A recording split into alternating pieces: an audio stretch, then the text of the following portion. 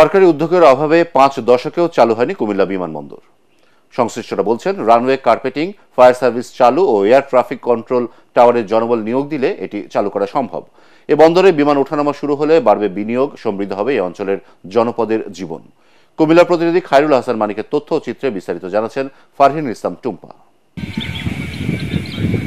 প্রায় অর্ধশত বছর ধরে কোনো বিমান ওঠানামা করেনি কুমিল্লা বিমানবন্দরে। এখনও এই বিমানবন্দর কাগজে কলমে চালুই রয়েছে। স্থানীয়রা জানায় ৭৭ একর জায়গায় স্থাপিত এই বিমানবন্দরের রানওয়ে ভাঙা রাস্তার মতো পড়ে আছে। ঘাসে ঢাকা এলাকায় গড়ে উঠেছে গরুর খামারও। বিমানবন্দর কর্তৃপক্ষ জানায় এটি সংস্কারে প্রয়োজন মাত্র ৩০ কোটি টাকা। অল্প খরচে হবে, রানওয়ের কার্পেটিং কাজ করতে হবে, আর ফায়ার ব্রিগেডের কিছু লোক লাগবে এবং ফায়ার গাড়ি লাগবে।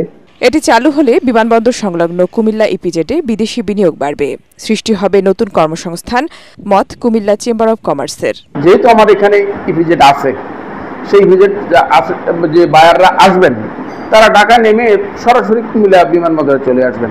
বিনিয়োগ ও পণ্য রপ্তানি সহজ করতে কুমিল্লা বিমানবন্দর দ্রুত চালুর দাবি কুমিল্লা বিসিক সংশ্লিষ্টদের।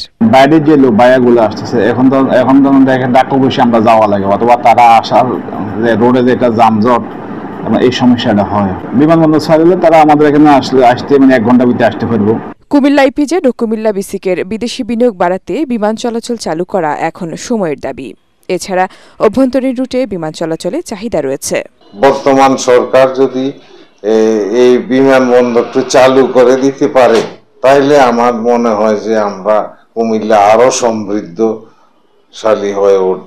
বর্তমানে বিমানবন্দরের সিগন্যাল ব্যবহার করে আন্তর্জাতিক রুটের ৩৫ থেকে ৪০টি বিমান। এ কাজ পরিচালনায় 2 জন কর্মকর্তা সহ 22 জন লোকবল রয়েছে। বিমানবন্দরের মাসে আয় 30 থেকে 40 লাখ টাকা।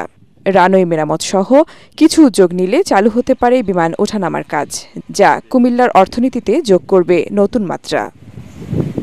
Bureau report, ATN Bangla.